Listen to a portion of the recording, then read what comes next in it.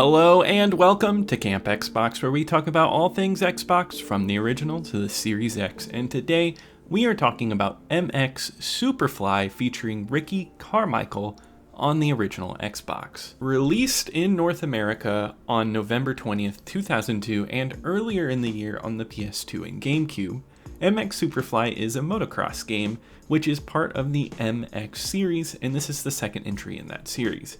It was developed by Pacific Coast Power and Light and published by THQ.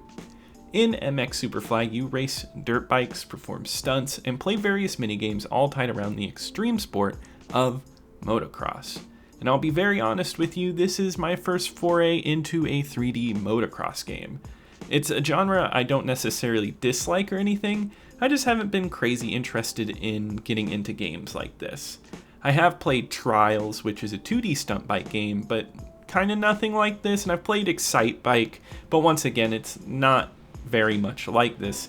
Yet, in my quest here to make a review for every original Xbox game, I have to get out of my comfort zone every once in a while, and I think that's kind of exciting. I get to touch upon games that I've never been interested in and see if they're up my alley. Lucky enough, I do like racing games, so I at least had that going for me going into this one. And like most racing games, MX Superfly features a career mode where most of your gameplay will take place. You simply make money from races and move on through tournaments. There's not a lot of content when it comes to racing in general in this game. It's as simple as you can get as far as content goes. This is a solid selection of bikes and gear, but none of it really matters. Everything is made kind of equally. I will say though that the bikes in this game feel really great to handle. I was surprised just how much depth they actually put into the handling on these bikes. So in motocross, it's not just about going fast. You have to make sure you keep momentum when going up hills. If you hop off a hill and you land on another one that's on an upward climb, that could ruin the race for you. It means slowing down and ruining that chance of a win. This is normal dirt bike stuff, but here they have added the element of being able to preload your suspension on your bike before launching it. All you have to do is hold down the right trigger, let go right at the top of your jump, and you get launched up and you get some great air. It honestly reminds me of something a bit like Mario Kart, where you jump off a hill and you just have to push the button right when you go off a ramp. But here it offers something with a little more depth, and it's like getting a fun minigame in the middle of your race. Couple this with the great braking and the ability to power slide through turns. I was actually surprised they tried to meld more simulation style elements with a fun arcadey package. It's one that's easy to pick up and play, but if you learn the mechanics of the bike, you can really capitalize on it and get some good wins and great races out of this. It's a really fun racing game, and I was surprised just how much I was able to get out of the bike. There's also a freestyle mode that asks you to do flips and tricks in order to gain points and fight to be the top of the points leaderboard. I honestly wasn't a big fan of this feature. I never felt like the tricks were all that interesting, and I never felt the same sense of competition as I did with the racing sections. It was mainly just kind of going on ramps over and over again, doing flips, and it's not the most exciting thing to me. I think the stunts are better done in this game's mini-game section. So, as you play the career mode, you unlock various minigames, and I'm surprised how many are featured in this game, and they're all multiplayer. So you not only get to race your friends, you have all of these weird minigames to mess around with too.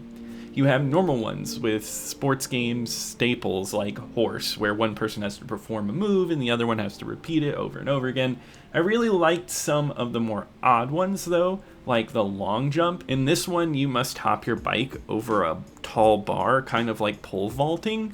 This one was just so odd, but oddly enjoyable. And then there was the one where you have to deliver gas to stranded people in kind of an open world desert, and you have to do this in a time limit. It's really odd, and it's fun touches like this that I think enhance the overall package of something that's quite simple. The track selection adds a nice variety, with some having really cool track designs, especially ones involving stadiums. Some of the outdoor ones are a bit basic with only some environmental differences, but the actual design of the hills and the layouts add a nice bit of challenge, meaning this really isn't a racing game that you can turn off your brain and play. You gotta think about these hills, and you gotta think about how you're gonna jump off of them and how you're gonna land on the next hill. It's a more thoughtful racing game, and I can appreciate that. Graphically, it all looks strong for a 2002 Xbox title. I think the bikes and character models have a nice look to them, and the tracks have no draw distance issues, and they all look really clean. The music never stood out to me though, with mostly forgotten early 2000s tracks, but it does support custom soundtracks, so you can play whatever you want that you have on your Xbox to listen to while you ride, which is always a positive in my mind. I think the only real issue with this game is its lack of content. The career mode is not beefy at all and doesn't have a very lengthy amount of things to do, and I wasn't pumping many hours into this. I wish that the menus were also a little more showy too. I thought after every race you have to go back to the career menu and then you gotta look at the leaderboards. I wish it would just show you your current standing in the competition right when it's over. It felt like an unnecessary way to set up your menus. But honestly, that's just a nitpick. And as a side note, there is a track editor in this. It's not really robust, but if you're into that sort of thing, you might be able to glean some fun out of that. And this game did feature Xbox Live support, but not online multiplayer, which I'm sure was a disappointment at the time. Instead, you could download new tracks and soundtracks through the online service, which was an interesting way to handle that. And at the time of release, it got fairly decent reviews, with most magazines and websites citing it as an overall fun experience. Official Xbox magazine gave it a 7.4, and they stated that the AI was good and kept a challenge going, but they were not a fan of the complexity of the stunts. Overall, I would say that MX Superfly is a fun dirt bike racing game. It's not going to amaze, but I found it to be a good time and that it did what it set out to do well. It offered nice racing fun with some extra game modes in to try to boost the replayability, especially when you have a few friends around. The graphics are solid and the track variety is there, so if you're interested in this one, it's definitely worth checking out. On my original Xbox ranking list, MX Superfly enters in at number 34. I think I like the consistent vibe of Haunted Mansion, and that left more of an impact on me, but I would play this over True Crime any day of the week. Alright, and that wraps it up for today. If you enjoyed this video, please leave a like and subscribe. It really does help the channel out. Also, comment below if you've ever played this one, or if you have any recommendations. I would love to hear from you. But I'll see you here next time at Camp Xbox.